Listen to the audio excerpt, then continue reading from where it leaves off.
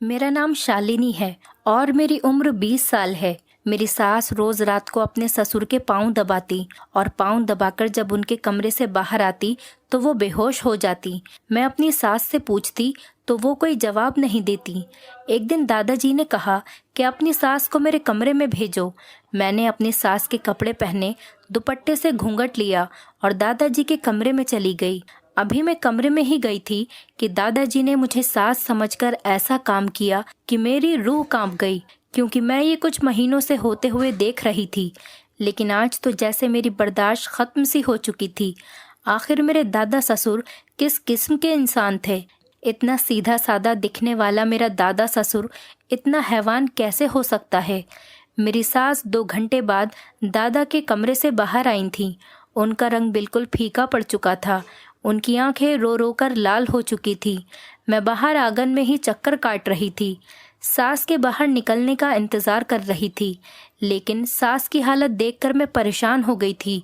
अभी मैं उनकी तरफ बढ़ ही रही थी कि मेरी सास बेहोश होकर नीचे गिर गईं। उन्हें देखकर मेरी तो जान ही निकल गई थी। मैं रोने लगी, चिल्लाने लगी, तो मेरी आवाज़ सुनकर दादाजी भी कमरे से बाहर आ गए। 2-3 नौकर भी मेरी आवाज़ सुनकर वहां पहुंच गए। जल्दी से उन्हें कमरे में लिटाया और दादाजी ने डॉक्टर को बुलाया। उन्होंने मेरी सास के इंजेक्शन लगाया और कहने लगा कि ये किसी दिमागी और शारीरिक मर्ज की शिकार हैं, इसीलिए डिप्रेशन के अटैक से ये बेहोश हो गई हैं। मैंने बड़ी हैरत से अपने दादा की तरफ देखा, जो मुझसे नज़रें चुराने लगे थे। मुझे अपने दादा ससुर से नफरत सी महसूस होने लगी थी। 3-4 दिन में मेरी सास की तबीयत थोड़ी अच्छी हो चुकी थी। जब मैंने अपनी सास से पूछा कि दादाजी आपको कमरे में बुलाकर कहते क्या हैं, तो उनकी तबीयत फिर से खराब होने लगती थी। उनके चेहरे पर एक खौफ आ जाता था। वो ना में सिर हिलाने लगती और कहती कि वो कुछ नहीं कहते मुझसे। मुझे मेरी सास के चुप रहने पर गुस्सा आने लगा था। हर बार जब भी वो दादाजी के कमरे से बाहर आती, उनकी हालत ऐसी ही होती थी। मेरे दादा ससुर भी अजीब थे। मेरी सास के लिए फिक्र भी जाहिर करते थे और अभी वो बीमारी से उठी ही थी कि फिर से उन्हें अपने कमरे में बुलाने को कहने लगे। लेकिन इस बार मैंने सास को दवाई देकर सुला दिया और खुद अपनी सास के कपड़े पहनकर चादर से मुंह छुपाकर कमरे में चली गई। मैं जानना चाहती थी कि दादा ससुर मेरी सास के साथ क्या करते हैं, लेकिन जो कुछ दादा ने सास समझकर मेरे साथ किया, मेरी रूह फना हो गई। मेरे दादाजी गांव के मुखिया थे। पूरे गांव के लोग उनकी इज्जत करते थे। गांव के लोग उन्हें पसंद करते थे और उन्हें मुखिया जी कहकर बुलाते थे, क्योंकि वो इंसाफ करते थे। गांव के लोग उनसे बहुत खुश थे। मैं भी उनकी बहुत इज्जत करती थी। मेरे ससुर मेरे दादा ससुर की इकलौती संतान थे। मैं उनके यहाँ इकलौती बहू थी। सब लोग मुझसे बहुत प्यार करते थे, लेकिन मेरे ससुर की मौत पर तो जैसे सब पर कयामत टूट पड़ी थी। अभी ससुर का गम कम न हुआ था कि दादी सास भी अपने बेटे के गम में परलोक सिधार गई थी। दादी के बाद अब दादा ससुर अकेले रह गए। मेरी सास का भी रो रो कर बुरा हाल था। मैं कभी सास को संभालती तो कभी दादा ससुर को। कुछ टाइम बाद मेरी सास ने अपने आप को काम में बिजी कर लिया था। मेरे दादा ससुर मुझसे और भी ज़्यादा प्यार करने लगे थे। ससुर के बाद सारी जिम्मेदारियां फिर से दादा ससुर के कंधों पर आ गई थीं। जब भी वो गांव से वापस लौटते तो घंटों मेरे पास बैठकर मेरे ससुर की बातें सुनाते रहते थे और आंसू बहाते रहते थे। उन्हें मेरे ससुर से बहुत प्यार था और इतनी ही नफरत वो मेरी सास से करते थे। मैंने शुरू से ही अपने दादा को अपनी सास से बात करते हुए नहीं देखा। वजह ये थी कि मेरी सास उनकी बरादरी की नहीं थी और वो मेरे ससुर की पसंद की थी, और दादा अपनी दोस्त की लड़की लाना चाहते थे, लेकिन ससुर जी के सामने उन्हें सर झुकाना पड़ा। इसीलिए दादाजी मेरी सास को अच्छा नहीं समझते थे। वो मेरी सास से बात भी नहीं करते थे, उन्हें देखते तक नहीं थे, ना ही उनसे कोई बात करते। इतना टाइम गुजरने के बाद और ये हादसा होने के बाद भी मेरे दादा ससुर का दिल मेरी सास के लिए साफ नहीं था। जब भी उनकी नज़र मेरी सास पर पड़ती, वो गुस्से से मुंह बना लिया करते थे। लेकिन कुछ महीनों से अब दादाजी बहुत बीमार रहने लगे थे। वक्त पर दवाई नहीं खाते थे। मेरी सास हिम्मत जमा करके उनकी डांट सुनने के बावजूद उनकी बहुत खिदमत करती थी। उन्हें खुद दवाई खिलाती थी, खुद से खाना खिलाती थी। पहले तो वो मेरी सास को घूरते रहते थे, दवाई खाने से भी मना कर दिया करते थे, लेकिन धीरे धीरे उनका व्यवहार मेरी सास के लिए बदलने लगा। शायद उनके दिल में मेरी सास के लिए गुंजाइश पैदा हो चुकी थी। अब रात को भी हर काम के लिए मेरी सास से ही कहते, मुझे आकर दवाई खिलाओ, चाय बना दो। मेरी सास उनके कमरे में चली जाती। पहले तो मेरी सास कुछ देर में ही वापस आ जाती थी। मैं लेट जाती थी, लेकिन वो जब कमरे से बाहर आती तो वो कुछ घबराई हुई सी होती थी, किसी गहरी सोच में डूबी हुई होती थी। और जब मैं उनसे वजह पूछती तो वो चौंक से जाती थी, मुझे नम आंखों से देखती और ना में सिर हिलाते हुए कहती कि कुछ भी नहीं हुआ, तुम सो जाओ। मुझे ये देखकर बहुत अजीब लगता था। आखिर दादा ससुर उनसे ऐसा क्या कहते थे? वो बाहर आते ही परेशान सी गुमसुम सी हो जाती थी। जब से मेरे ससुर की मौत हुई थी तब से मैंने अपनी सास को मुस्कुराते हुए नहीं देखा था। वो हर वक्त उदास और गम में डूबी हुई रहती थी। पहले तो दादा ससुर मेरी सास से बस अपनी दवाइयाँ ही मांगते थे, लेकिन अब तो वो अपना हर काम मेरी सास से करवाने लगे थे, जबकि घर में नौकर चाकर की कोई कमी नहीं थी। बात यहीं तक रहती तो मुझे भी बुरा नहीं लगता, लेकिन कुछ दिनों से मैंने जो बात महसूस की वो कुछ अजीब सी थी। रात को जब दादा ससुर मेरी सास से दूध मांगते और वो दूध लेकर कमरे में चली जाती, जब वो 2 घंटे बाद वापस आती थी तो रो रही होती थी। अब तो दादाजी के कमरे में सास को घंटों लग जाते थे। मेरी सास जब से मेरे ससुर की मौत हुई थी मेरे साथ ही सोती थी और फिर उसके बाद आंगन में सोती थी। जब तक वो आंगन में नहीं आती तो मुझे नींद नहीं आती थी। बस मैं यही सोचती रहती थी कि एक दूध का कप देने में कौन सा इतना टाइम लगता है, 2 मिनट का काम है। लेकिन मेरी सास 2-3 घंटे दादा के कमरे में क्या करती रहती थी। और सबसे हैरान करने वाली बात मेरे लिए ये थी कि मेरे दादा ससुर का रवैया मेरी सास के लिए बहुत बदलने लगा था। वो बहुत अहमियत देने लगे थे, लेकिन मेरी सास उनके सामने हमेशा डरी सहमी ही रहती थी। हैरत का झटका मुझे तब लगा जब उन्होंने कहा कि तुम्हारी सास गांव की औरतों की मुखिया है, औरतों की परेशानियां और उनके मसले को अब से यही देखा करेंगी। मुझे लगा था ये बात सुनकर मेरी सास खुश हो जाएंगी। भगवान ने उनको उनका हक वापस दे दिया, मगर फिर भी वो खुश नहीं रहती थीं। पता नहीं क्या सोचती रहती थीं। मुझे इस बात की बहुत खुशी थी कि मेरी सास को इस हवेली में उनकी जगह मिल गई थी, लेकिन इसके बाद भी मेरी सास के चेहरे पर जरा सी मुस्कुराहट भी नहीं आई थी। अब तो उनका ये हाल था कि जब भी दादा ससुर उन्हें किसी काम के लिए कहते तो वो घबराने लगती थीं, और जब कमरे से वापस आती तो उड़ी हुई रंगत के साथ वापस आती। और जब मैं वजह पूछती तो कहती कि कुछ नहीं, तुम क्यों मेरे इंतज़ार में जागती रहती हो, सो जाया करो।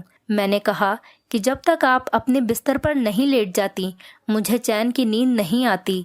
पता नहीं क्यों वो मेरी इस बात से मुझे बड़े गौर से देखती और बड़े प्यार से सर पर हाथ फेरने लगती। एक बार मेरी आंख किसी की सिसकियों की आवाज़ सुनकर खुली। मैंने देखा कि मेरी सास रो रही हैं। मुझे अब उनके रोने पर हैरत सी होने लगी थी, क्योंकि अब सब कुछ ठीक हो गया था। अब दादाजी भी उन्हें इज्जत देते थे। हम इस घर में बहुत खुश थे, हमें किसी चीज़ की कमी नहीं थी। अभी तो मैं दादाजी के इस दोगले व्यवहार की वजह से परेशान थी। एक बार मेरे दादा के भाई का बेटा हमारे घर आ गया। वो दूसरे देश से आया था। उसने मेरे ससुर की खबर सुनी तो वो मिलने के लिए आ गया। मेरी सास बहुत स्मार्ट और कम उम्र की औरत थी। कोई उन्हें मेरे साथ देखता तो मेरी बड़ी बहन ही बताता था। ससुर के कज़िन नितिन 3 दिन हमारे साथ ही रुके थे।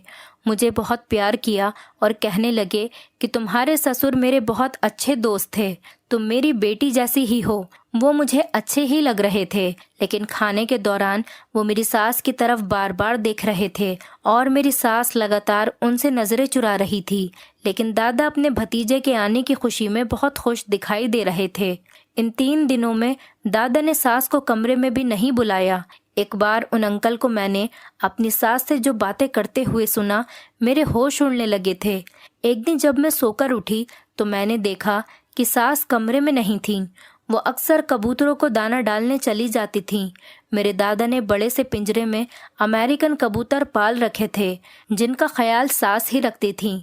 मैं उठकर बाहर आ गई, लेकिन पिंजरे के पास सास के साथ अंकल भी खड़े थे और वो कहने लगे, मैंने अब तक शादी नहीं की क्योंकि तुमसे मैंने सच्ची मोहब्बत की थी, लेकिन तुम्हारे पति की तुम्हारे लिए दीवानगी देखकर मैं पीछे हट गया। कभी भी तुम दोनों के बीच में आने की कोशिश नहीं की थी ताकि तुम्हारी जिंदगी अच्छी गुजर जाए। मेरी वजह से तुम्हारी जिंदगी में कोई परेशानी न आए, इसीलिए मैं यूरोप चला गया। लेकिन फिर जब मैंने अखिल की मौत का सुना तो मुझसे बर्दाश्त नहीं हुआ। मेरा कजिन होने के साथ साथ वो मेरा बेहतरीन दोस्त भी था। वहाँ कुछ महीने मैंने बीमारी में काटे हैं। मुझे अखिल का सदमा बर्दाश्त नहीं हो रहा था। फिर मुझे तुम्हारा ख्याल भी सताने लगा और अब भी सिर्फ तुम्हारे लिए ही वापस आया हूँ। तुम अगर इजाज़त दो तो मैं दादाजी से तुम्हारी बात करता हूँ। ये सब बातें सुनना मेरे लिए बहुत अजीब था, जिसकी खबर मुझे कभी भी नहीं थी। मैं ससुर जी के उस कजिन को पहली बार ही देख रही थी। बस ससुर से उनका जिक्र सुन रखा था। मेरी सास घबराकर बोली, भगवान के वास्ते ऐसा कुछ नहीं कहना। वो तो पहले ही मुझ पर शक करते रहे हैं कि मैं शहर की लड़की हूँ। कभी मैं उनके बेटे के साथ गांव में बस ही नहीं सकती। लेकिन मैंने चुपचाप अपनी सारी जिंदगी अखिल के प्यार के सहारे गांव में गुजार दी। कभी पलटकर शहर की दोबारा शक्ल भी नहीं देखी। मेरा बेटा अब जवान हो गया है, उसकी शादी भी हो गई है। वक्त बहुत आगे निकल चुका है। नितिन, यूनिवर्सिटी का दौर नहीं रहा कि मैं अपने फैसले बदलूं। आपने दोस्ती की खातिर अपनी मोहब्बत की कुर्बानी मांगी थी। मैंने बिना किसी सवाल के अखिल को अपना लिया। अब मैं आपसे उसी मोहब्बत का वास्ता देकर कह रही हूँ, मुझे अखिल की विधवा ही रहने दें और यहाँ से वापस चले जाएं और कभी दोबारा पलटकर नहीं आइएगा। ये कहकर सास वहाँ से चली गई। मैं ये सब कुछ छुपकर देख रही थी। वो अंकल भी वापस चले गए। मुझे मालूम तो कुछ नहीं था, लेकिन बातें सुनकर ये समझ में आ रहा था कि नितिन अंकल मेरे ससुर और मेरी सास एक ही कॉलेज में पढ़ते थे और मेरे ससुर की तरह शायद नितिन अंकल भी मेरी सास से मोहब्बत करते थे। लेकिन मेरी सास किसे पसंद करती थी और उन्होंने क्या कुर्बानी दी थी, ये मेरे लिए एक पहेली थी। मेरे दादा मेरी सास को बहुत अहमियत देते थे, लेकिन वो फिर क्यों रोती रहती थी। मेरी सास को मेरे ससुर से बहुत ज़्यादा मोहब्बत थी, लेकिन फिर मैंने कुछ ऐसा देखा कि मेरे पैरों तले से ज़मीन निकल गई। सास मेरे दादा ससुर को चाय देने गई थी। मेरे सुबह से सर में दर्द हो रहा था। मैंने सोचा कि मैं भी दादा ससुर से सर दर्द की दवा ले लेती हूँ, क्योंकि उनके पास सारी दवाइयाँ रहती थीं। लेकिन जैसे ही मैंने दादा ससुर के कमरे का दरवाज़ा खोला, जो मंजर मैंने अपने सामने देखा तो मेरे तो होश ही उड़ गए थे। मेरे दादा मेरी सास के साथ मैं उल्टे कदम वहाँ से लौट आई थी। वो दोनों मुझे नहीं देख पाए थे, लेकिन जो कुछ मैंने अपनी आंखों से देखा, मैं बेयकीन सी थी। मेरा दिमाग पूरे तरीके से खराब हो चुका था कि ऐसा कैसे हो सकता है, और पता नहीं क्यों मेरी आंखों से आंसू बहने लगे। जो कुछ मेरी आंखों ने देखा था, मैं तो ऐसा कुछ सोच भी नहीं सकती थी। मैं अपनी सोच को बदलने की कोशिश कर रही थी कि हो सकता है कि मेरी नज़रों का धोखा हो, क्योंकि कभी कभी ऐसा भी होता है कि जो हमारी आंखें देखती हैं वो होता नहीं है, और जब सच सामने आए तो हमारी आंखों के देखने के अंदाज पर हमें अफसोस होने लगता है। जब मेरी सास रात को अपने कमरे में आई तो वो अपने आंसू साफ कर रही थी। मैं अपनी सास के कमरे में गई और मैंने उनसे पूछा कि आप जब भी दादा ससुर के कमरे से आती हैं तो रोती क्यों हैं। तो वो कहने लगी, समझ लो कि मेरी किस्मत ही ऐसी है। मैं नहीं जानती थी कि वो मुझसे सच क्यों नहीं कह रही, क्योंकि मैंने जब कमरा खोला था तो वो मेरी सास से कह रहे थे कि अगर उन्होंने मेरी बात नहीं मानी तो वो मेरी सास को घर से धक्के देकर निकाल देंगे। मेरी सास उनके सामने हाथ जोड़ रही थी। वो कह रही थी कि वो जो करना चाहते हैं सही नहीं है। मैं उनके बेटे की बहू हूँ। आप मेरे साथ कैसे ये जुल्म कर सकते हैं। आप मेरे बाप की जगह हैं और आप मुझे इस घर में एक कोने में पड़ा रहने दें। मेरे इनकार करने पर आप मुझे इस घर से निकाल देंगे तो मैं कहाँ जाऊंगी। मेरी सास खूब रो रो कर मेरे दादाजी से भीख मांग रही थीं।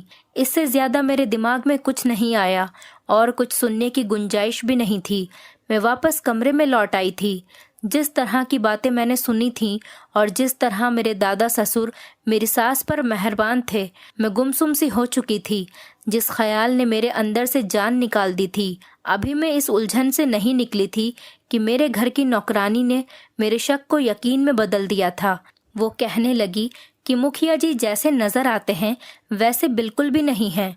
वो बहुत रंगीन मिजाज के इंसान हैं। जवानी में तो और औरतों से ताल्लुकात भी थे। आप लोगों की नज़रों में शरीफ बने फिरते हैं, लेकिन अगर इस उम्र में भी मौका मिले तो छोड़ते नहीं। भगवान बचाए ऐसे लोगों से। ये सुनकर तो मुझे गुस्सा आने लगा और अफसोस भी होने लगा कि क्या सरदार जी रिश्तों की मर्यादा भी भूल गए हैं। मुझे अपने दादा ससुर से नफरत सी महसूस होने लगी थी।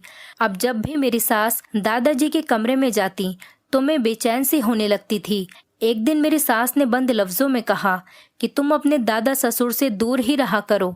मैं इस बात पर चुप सी हो गई। अब तो मुझे सच में मुखिया जी के किरदार पर शक होने लगा। फिर एक बार मैं आंगन में बैठी थी तो दादा ससुर किसी से फोन पर बात कर रहे थे कि किसी की शादी पर तब आऊंगा जब नाचने गाने का इंतजाम होगा। तुम तो जानते ही हो मैं अपनी उम्र को नहीं देखता, मेरा दिल तो अभी भी जवान है। वो हंसते हुए अपने दोस्त से अपनी घटिया आदत का जिक्र कर रहे थे। उनको ऐसी बातें मेरे सामने करते हुए भी शर्म नहीं आ रही थी। मैं गुस्से में वहां से उठकर चली गई। और फिर दादाजी एक दिन मेरे पास आए और कहने लगे कि मेरी ख्वाहिश है कि तुम इस गद्दी पर बैठो। मैं तुम्हें बहुत कुछ बनाना चाहता हूँ। तुम्हारे ससुर और तुम्हारे पति की तरह तुम्हें घर का चूल्हा चौका करता देखना नहीं चाहता। और दूसरी बात यह है कि इस हवेली में कमरों की कमी नहीं है। तुम क्यों हर वक्त अपनी सास के साथ साथ रहती हो? तुम्हारा पति जब बाहर से वापस आएगा तो तुम्हें एक नए अवतार में पाएगा।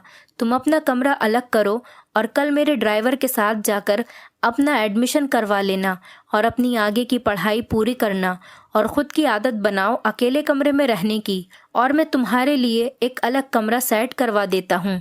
मैंने अपने दिल में सोचा कि हाँ, मैं अपनी सास से अलग हो जाऊं ताकि आपको खुली छूट मिल जाए।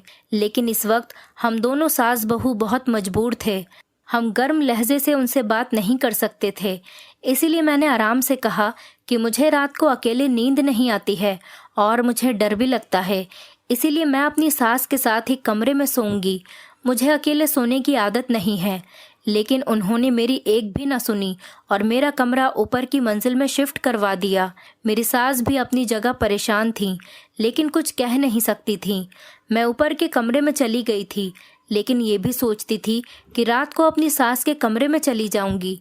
रात को जब सब सो चुके थे तब मैं नीचे जाकर अपनी सास के कमरे के पास खड़ी हो गई। लेकिन मुझे हैरत उस वक्त हुई जब मेरी सास का कमरा लॉक था। पहले तो मुझे तसल्ली हो गई कि चलो सास ने अच्छा किया अपना दरवाज़ा लॉक कर लिया, लेकिन सच तो कुछ और ही था। मैं वापस आकर अपने कमरे में चली गई। सुबह मुझे कॉलेज जाना था। तैयार होकर जब नीचे उतरी तो ये देखकर मैं हैरत में रह गई कि मेरे दादा मेरी सास के कमरे से निकलकर अपने कमरे में चले गए। मेरा दिल तो धक से होकर रह गया। तो क्या वो रात भर मेरी सास के साथ? मेरा दिमाग तो चकरा सा गया था। मुझे लगा पूरी हवेली मेरी आंखों के सामने घूम रही है। मेरी सास सिर्फ मेरे साथ यहाँ रहने पर मजबूर थी ताकि हम लोग इज्जत से रह सकें, और इसके लिए क्या कीमत वो अदा कर रही थी, ये सोचकर तो मेरी जान जाने लगी थी। मैं सोचती थी कि मैं अपनी सास को और परेशानी में नहीं डालूंगी। रात को मैं देर तक नीचे अपनी सास के कमरे में बैठी रही, इधर उधर की बातें करती रही। उन्हें एक गिलास दूध का दिया और कहा कि आपको अपनी सेहत की बिल्कुल भी परवाह नहीं है, और वो दूध उन्हें ज़बरदस्ती पिला दिया। मैंने उस दूध में नींद की गोली डाली थी, इसलिए वो दूध पीते ही सो गईं। अगले ही दिन ये हो गया कि मेरी सास बेहोश होकर गिर गईं। इसलिए मैंने अपनी सास को सुलाकर जल्दी से अलमारी से उनका सूट निकाला और पहन लिया, और फिर दुपट्टा थोड़ा नीचे करके डाला था कि मेरा मुंह नहीं दिखे। मैं भी थोड़ी दिखने में अपनी सास के जैसी ही थी। मैं अपने दादा ससुर के कमरे में चली गई। इत्तेफाक था या रोज़ ही ऐसा होता था कि दादा ससुर के कमरे में नाइट बल्ब जल रहा था। मैंने अंदर आकर दरवाज़ा बंद कर दिया। दादा यही समझे कि सास आई है। मुझसे कहने लगे कि मैं दवाई खा चुका हूँ, अब मेरे पास आओ। मैंने बहुत इंतज़ार कर लिया तुम्हारा, अब मैं ज़्यादा सब्र नहीं कर सकता। मैं उनके पास चली गई। उसके बाद उन्होंने मुझसे जो कहा उसे सुनकर मेरे होश उड़ गए। कुछ देर बाद मैं और मेरी सास उनके सामने बैठे थे और दादा हम दोनों को गुस्से से देख रहे थे और कह रहे थे, मैं सोच भी नहीं सकता था कि तुम मेरे साथ ऐसा करोगी। मैं शर्मिंदा होकर अपनी नज़रें झुकाए बैठी थी। जब मैं उनके कमरे में गई थी तो उन्होंने मुझे मेरी सास समझकर ये कहा कि मैं उनकी बात का जवाब हाँ में दूं। वो मेरी सास की दूसरी शादी अपने भतीजे से करवाना चाहते थे। कहते थे कि नितिन अंकल घर से जाने से पहले दादाजी को सारी बात बता के गए थे।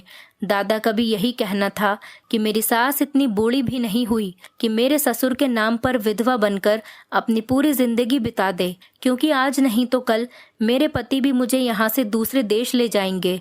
उनका कहना था कि वो अब बीमार रहने लगे हैं और उनके मरने के बाद कहीं मेरी सास फिर से बेसहारा न हो जाए, क्योंकि मेरी सास दूसरे देश जाना नहीं चाहती थी। वो यहीं अपने देश में ही रहना चाहती थी और मेरे पति बाहर काम करते थे और वो आज या कल मुझे बाहर लेकर चले जाते तो वो यहाँ पर किसके साथ रहती। इसीलिए वो अपनी ज़िंदगी में ही मेरी सास की दूसरी शादी करवा देना चाहते थे।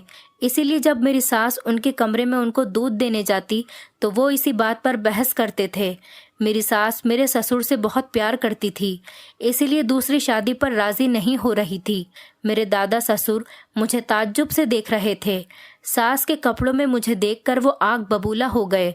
जब उन्होंने मुझसे पूछा कि मैं क्यों इस होलिये में आई हूँ तो मैंने उन्हें सब कुछ बता दिया जो मैं सोच रही थी। ये सुनकर दादाजी का चेहरा गुस्से से लाल हो गया। उन्होंने मुझे इतनी तेज आवाज से डांटा कि आवाज पूरी हवेली में गूंजने लगी।